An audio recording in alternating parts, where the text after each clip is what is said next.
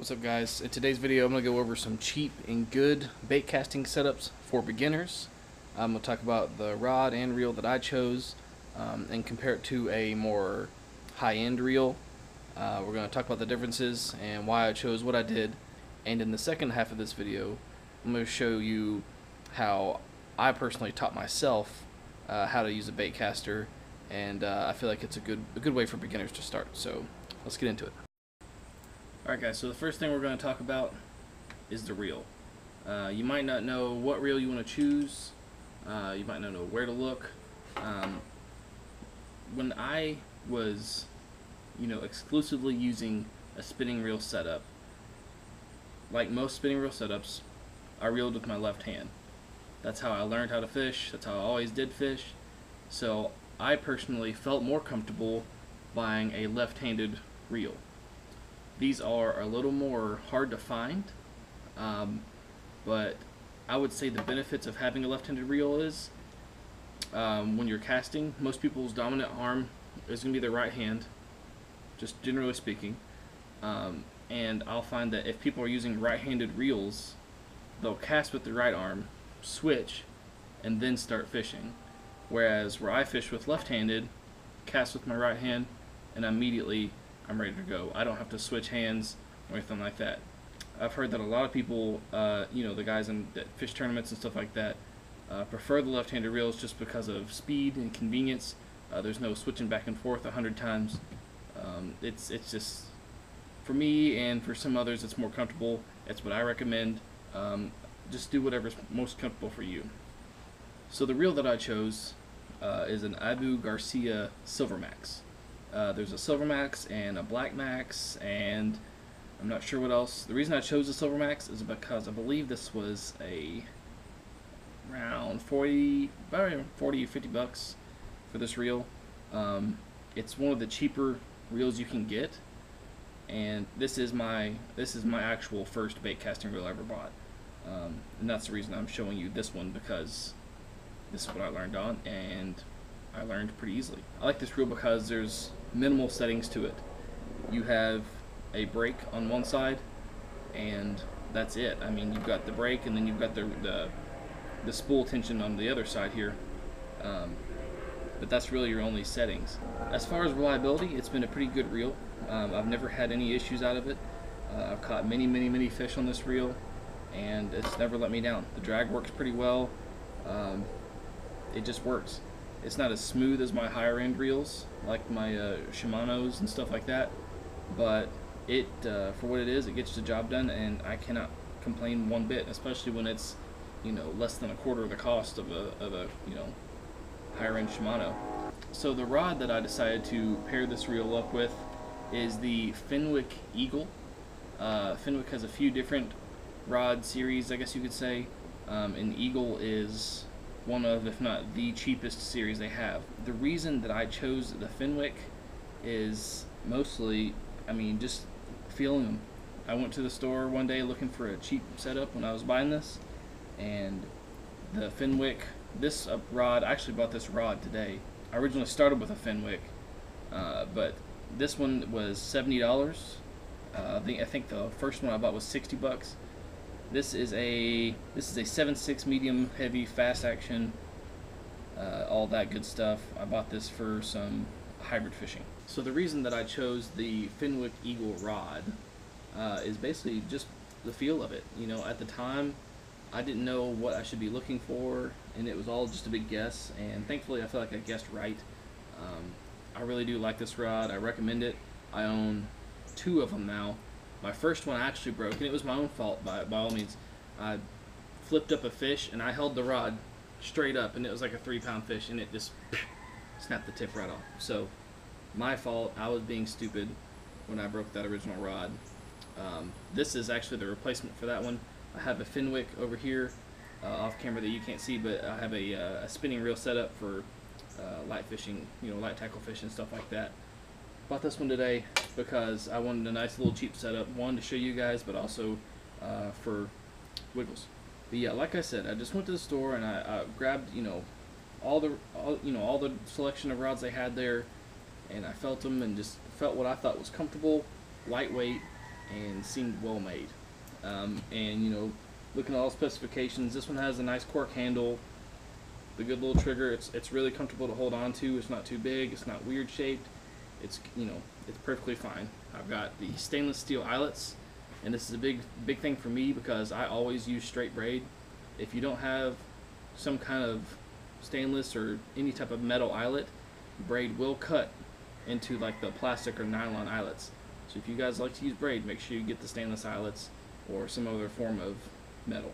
The eyelets seem good and strong, plenty of them, and I always look at how the straightness of a rod. Actually, when picking this out today, I thought maybe I could go and get a cheaper Shimano rod or something like that, and I picked up a Shimano rod, and both of the two that I looked at were curved, like weird.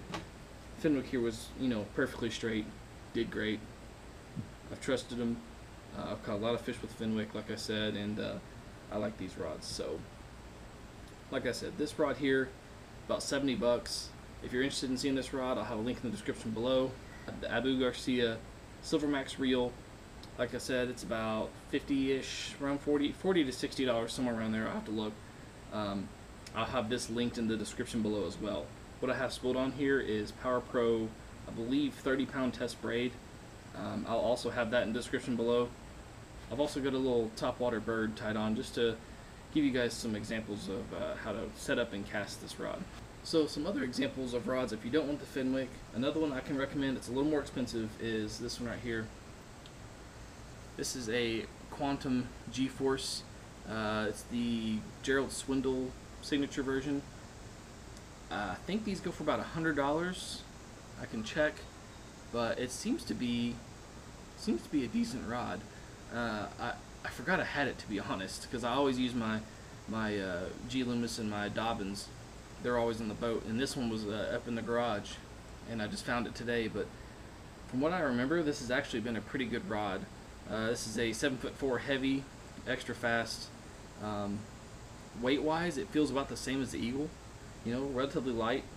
The trigger design on this one's a little different. I don't know if you guys can see that. It's got some cutouts for your fingers to hold it, so it's pretty comfortable.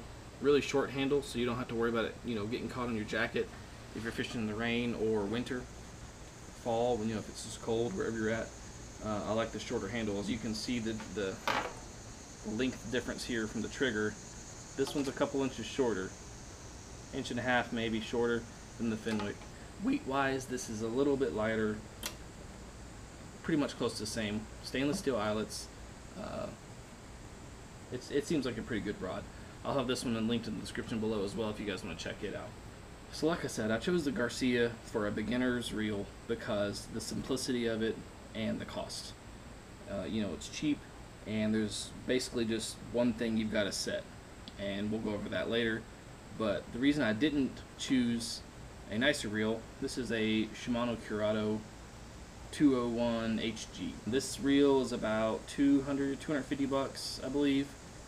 Really nice reel. I love this thing, but it's a little more complex, and for someone who's just getting into it, you can try it. If you like it, that's great, but it's a little more in-depth as far as setting it up. But if you use the Shimano Curado and you go to the Garcia immediately after, you will notice a huge difference in quality. The Shimano is a lot smoother. It seems to be a lot more comfortable, and it casts better, to be honest. So your Garcia, when setting it up, you've got this little knob on the side here. All this basically does is push against your spool. So if I loosen this way up, you can actually see the spool will move back and forth. I don't know if you guys can see this. Probably hear it. And the way I like to set these up is I just tighten them up until that spool doesn't move, and I don't go any tighter than that. So once I got that set, then I'm going to come over here, and this is your only other setting. You'll see max and then nothing down here. So the further you turn this dial this way, if it goes all the way there, that means there's no brakes at all. All the way this way, obviously you've got maximum brakes. As a beginner, I would take this and turn it all the way to max. You set that up, get comfortable, you start adjusting it. I'll go over that more when we do the casting. So your Curado is pretty similar in the sense of it has this knob over here to adjust your spool. Again, I set this up the same way that I'll set up the Garcia reel, and that is I tighten this up until my spool doesn't move. Personal preference, you can tighten it more, but that's how I leave it. Now you'll see over here on this side, if you compare, there's nothing on the Shimano. All your adjustments are right here. So I don't know if you guys can see it, but there's little numbers. You got 1, 2, I think it goes all the way up to 5. Let's see here. And this little notch signifies what amount you're on. So the higher the number, the tighter that brake is. Okay, so it goes all the way up to 6. 5, 4, 3, 2, 1. So 1 to 6. I keep it on 2 on here. And then there's one more adjustment you guys can make on these, and that's setting the actual brakes themselves. So to set the actual brakes, you're going to flip the switch forward, hold this down, flip the switch forward, and then let off on the pressure, and the whole thing opens up and swivels. So these guys are your actual brakes. As you can see, it says on and off. I've got 3 of the brakes off and 1 of them on. The only way you can tell they're on because one will flip up like that. The ones that are off do not flip up. So I've only got 1 brake on out of 4, and I got the fine tuning adjusted down almost all the way. That's where it's most comfortable for me to use this reel, and that's how I use it. And again, that's why I said this is probably not best for beginners if you're just getting in and learning how to use these things. It's a little more complicated, it's a lot more money. I would recommend going with the Garcia or something relative to that compared to this. If you want to jump into the Curado, by all means go ahead. It's a great reel. I love it. I recommend it to anyone that I ever talk about fishing to. It's an awesome reel. Super reliable, great drag. Everything feels smooth and awesome. Never had a single problem. Good reel. Alright, so we've gone over the rods and reels, all the tackle kind of things that we're going to be using. And again, anything you guys saw in this video that you like, I'm going to have all the links in the description below. You can check those out on your own, do some shopping, shop around, figure out what you want, and make your decision after there. These are just recommendations based on my experience. I'm not affiliated with any of these companies, just what I recommend. I've had good luck with all this stuff. I wouldn't lead you guys in the wrong direction, trust me. So now we're going to get into actually how to cast a bait caster reel. This is how I taught myself. I've heard of many other people, learning like this. It seems to be pretty easy and effective, and it works. It works well. You learn fast. Make sure your drag is set. You can just set this drag here on the side. Let's see. Counterclockwise is higher drag on this reel, I believe. And you just set that to where you want it, and then pull on your line. Once you think your drag's set good, leave it. Set this knob to where your spool doesn't move back and forth, and then turn your brakes all the way up to max. So when I hold the reel, I always hold it with the trigger between my middle and ring finger. That's just, comfort thing for me. Sometimes I can hold it down there like that, but most of the time I find myself holding them like this. Always keep your thumb on the spool, always. When you're casting and stuff like that, you're gonna want to have it here. The only time you need to be careful is when you're setting the hook. When I first started using this thing, I'd get a bite and I'd have my thumb right here, and I'd set the hook and I'd push that button.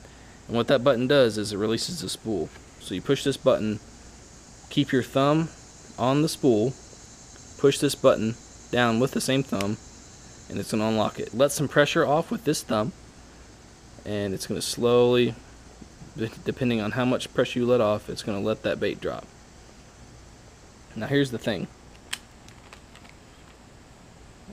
Even with the brakes on max, you can still bird nest this thing. Because the brakes are on max, as you can see. If I just take this and unlock it and let it go, watch. Bird's nest right there, right? So if you bird's nest, you just pull the line off, like so, until all the messy bits are out of it. Alright, now, once it's good, I always bump it with my other hand, and then I'll come up here and hold it and keep pressure on it and start reeling it on kind of slow. Make sure it's going on good and tight. and then you're good to go, ready to fish. So what I recommend doing is practicing before you go fishing. If you're out there on the water, you know, and you're trying to fish with this thing and you get frustrated, you're going to try and put it down. When you get the thing, go home, get it set up, practice in the backyard, driveway, front yard, in the house. It doesn't matter. I'll show you what I recommend you do to practice casting. This works best outside. If you're able to do this outside, do it. It just, you're not going to damage anything. So here's what I'm going to do. I've got a little scrap piece of plywood, and I'm going to take this and sit out there in the driveway, the yard, or whatever, and my goal is to practice casting and hitting this block of wood. You can use a block of wood, a basket, a water, you know, a 5-gallon bucket, anything you want, a jar, it doesn't matter. Just give yourself a target, put it out there, and try to hit it. As you're casting and as you start hitting this target and getting better and better, remember to use more than one method of casting. Underhand, side, overhand, pitching, whatever you want to do. Once you start getting better and better, start turning the brake down very slowly. Practice, practice, practice. Turn the brake back down. Practice, practice, until you get it right where you're wanting it. You can start backing up. As you turn the brake down, you can start getting that target further and further away. I promise you guys, if you do this, you're going to be really good at a bait caster in no time.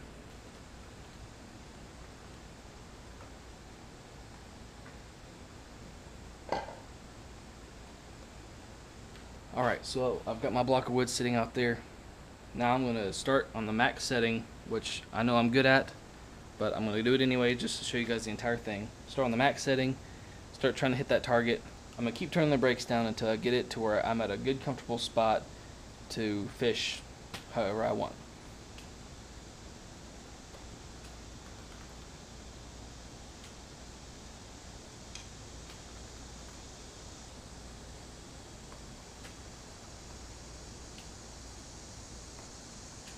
Alright, so I'm comfortable now. I'm hitting the target. I'm going to take this brake and turn it down just a little bit. So max, I've turned it down maybe a quarter, maybe a little less than a quarter of the way. So I'm going to keep casting again and get it all the way down eventually to where I want it.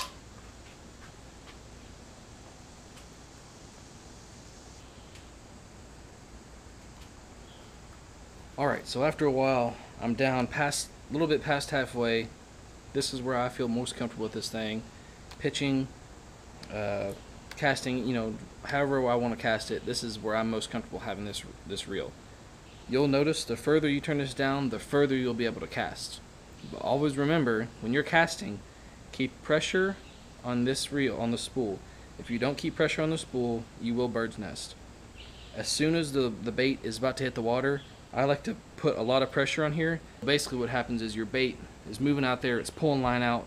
When it hits something or stops, your reel is still going to be turning. This isn't going to be pulling anymore. That's what's causing your bird's nest. So make sure you guys keep your thumb on there, always, always, always, and try and stop it as soon as it's going to touch the water. You'll bird's nest a whole lot less. Just work on it, you'll get comfortable. Alright guys, and that's pretty much it. We went over the basics of how the bait casting reels work. We went over the cheap setups. We went over the nicer setups, and how to use it all. So I hope this video was informative and educational for you guys. I hope it helps. And again, anything you've seen in the video, I'll make sure that I'll have a link in the description below so that you guys can check it out. It's all for your convenience. This method seems to be working well for all anglers, men, women, children, whoever you want. It seems to be a good and tried and true way to learn how to use a bait caster. So thanks guys for watching as always, and make sure you guys like, share, and subscribe if you're not already. If you are subscribed, make sure you hit the little bell notification so you guys can get notified as soon as my next video comes up. It really helps me out a lot. So thank you guys again for watching, and I'll see you on the next one.